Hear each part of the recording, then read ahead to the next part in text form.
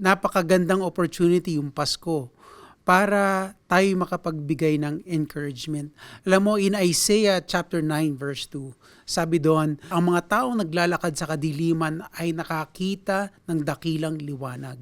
And sinasabi nitong verse sa atin na si Jesus, ang pagdating niya ay para doon sa mga taong naglalakad sa kadiliman. Sabi nga ni Jesus, I came to seek and save those who are lost.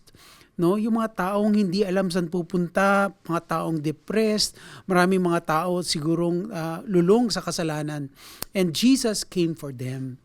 Pero tayo po minsan, sa kagustuhan natin na maging okay yung mga tao, minsan pinipilit natin silang maging okay.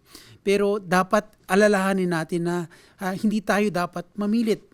No? Bagkus yung ating maibibigay sa kanila is yung ating presensya. Paalam natin sa kanila that we are here for you.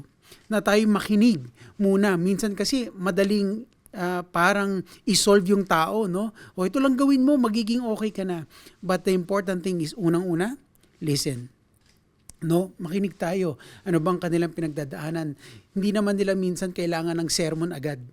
No? Yung ating pakikinig. Pangalawa, yung paalalang wag pilitin.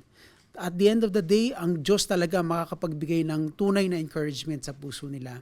No, but we are to be there.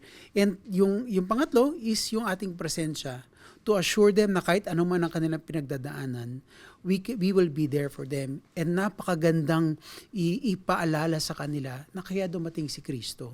Sabi nga, di ba, ang pangalan ni Jesus, Emmanuel, God with us, na mas importante kaysa doon sa ating pakisama sa kanila, they can go to Jesus who is with them.